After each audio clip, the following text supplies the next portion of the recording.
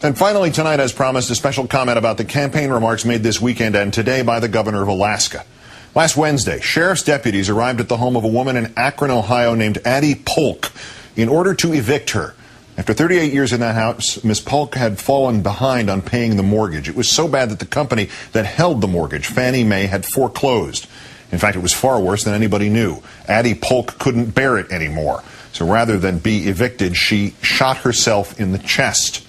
Evidently, she will survive. And after Congressman Dennis Kucinich brought her plight to the floor of the House, Fannie Mae, that mortgage giant you and I and all the rest of us pretty much own now, agreed it would forgive Addie Polk's debt. And when she gets out of the hospital, let her go back and live in her home again. That this is already a gothic horror story, you will agree, but I left out one detail. Addie Polk is 90 years old. In the self-pronounced area of expertise of the governor of Alaska, energy, the real experts of both parties are at a loss to figure out any way, even drill baby drill, that might actually lower gas prices before 2018. We are at war in two countries, and a lame duck president with no reason to check his own imbalance still has dreams of one more. And a 90-year-old woman trapped in the middle of a financial meltdown shoots herself, and she is still in better shape than is the economy. Yet the governor of Alaska wants to talk about somebody Barack Obama does not know very well, and what this somebody Barack Obama does not know very well did during the year Obama was 8 and the year the governor of Alaska was in pre-kindergarten. And she wants to talk about Reverend Jeremiah Wright, and she doesn't object to being introduced with a reference to Barack Obama's middle name. Well, this is my suggestion. In much the same way we, America, in the corporate persona of Fannie Mae, have forgiven poor Addie Polk of Akron, Ohio, we, America, also need to forgive poor Sarah Palin of Wasilla, Alaska. They are both in situations that are beyond their ability to cope. They are both stuck in a crucible caused by forces they cannot comprehend. They are both unable to understand what they are doing.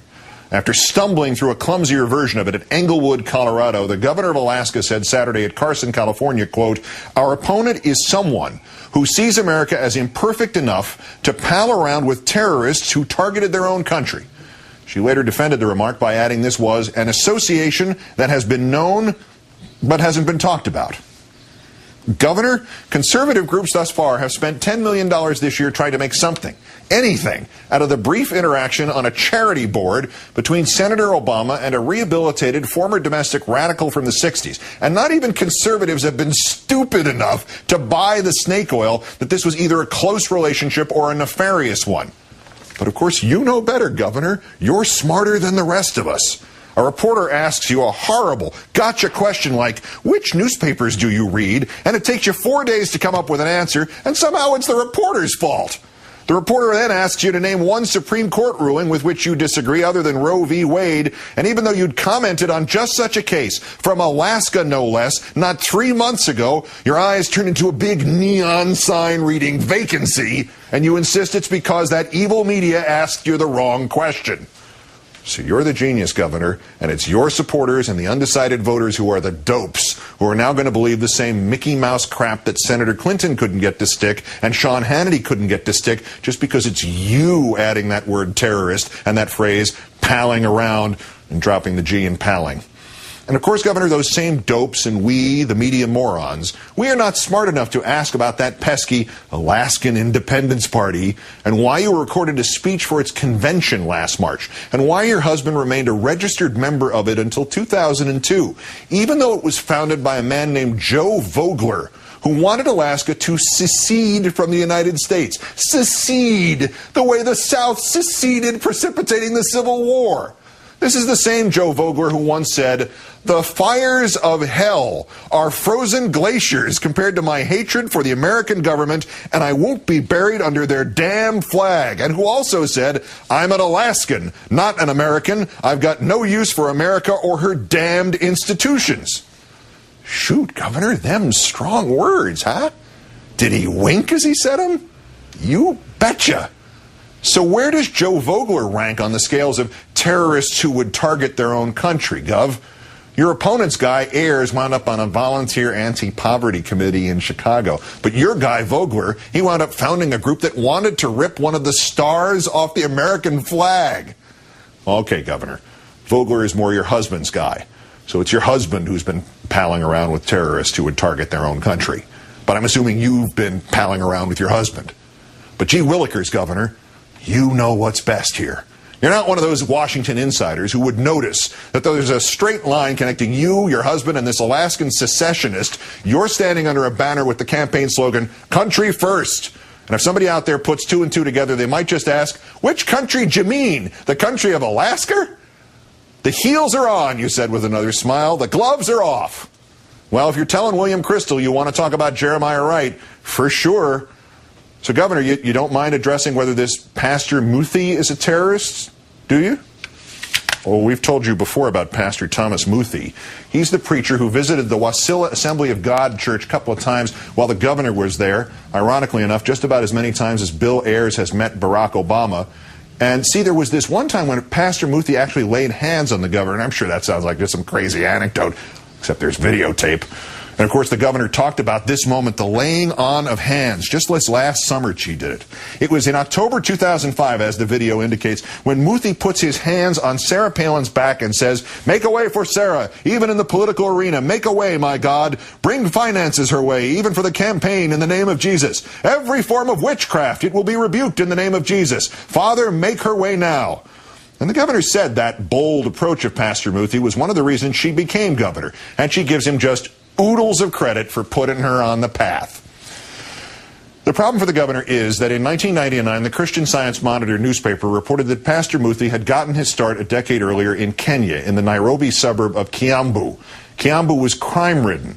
So this character Muthi shows up and announces it was the fault of the woman in town who he had decided was a witch. And Muthi gave the witch a choice, either be saved or get out of town. And the woman initially chose none of the above, but this became less than a viable option when Muthi got 200 of the townspeople together and they decided, heck, you know, Muthi's right. She probably is a witch. And the next thing you know, the police are raiding her house and reportedly shooting her snake because if she was a witch, the snake had to be a demon. And then the woman left town and everybody said crime went down and most of the bars closed. And this is not only how Pastor Muthi got started, but he's proud of it. And he tells the story in his testimonial videotapes. And people in that church in Wasilla where he laid hands on the governor knew all about it. And they think it was just a Joe six-pack hockey mom kind of thing to do. To let a guy who branded some woman in Kenya a witch demand that God make some different woman the governor of Alaska.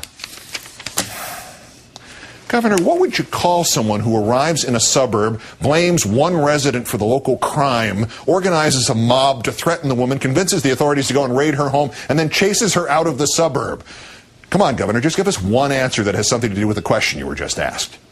That's right. You'd call him a terrorist.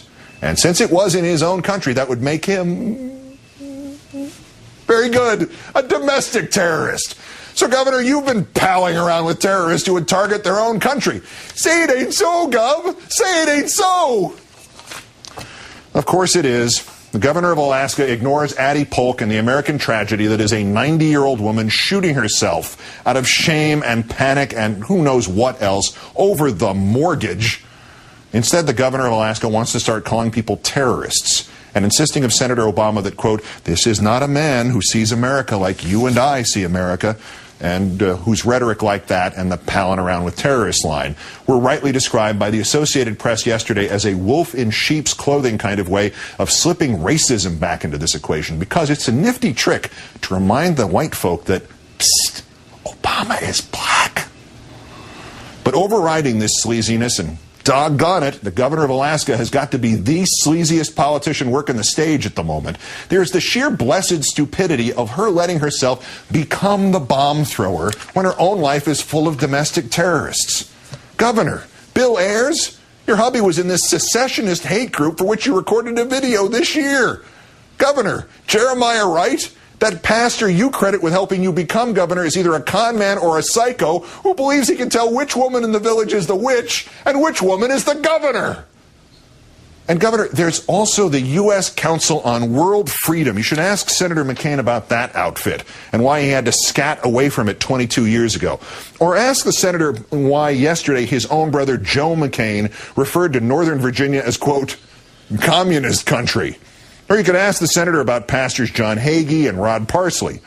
Or about why Senator McCain said introducing Jeremiah Wright into this campaign, quote, there's no place for that kind of campaigning. The American people don't want it, period. Or don't ask. You know best. You're the one selling the patent medicine. Those of us out here, we're just the suckers pulling out our greenbacks. Go on talking about this man Ayers and trying to link Obama to that word terrorist.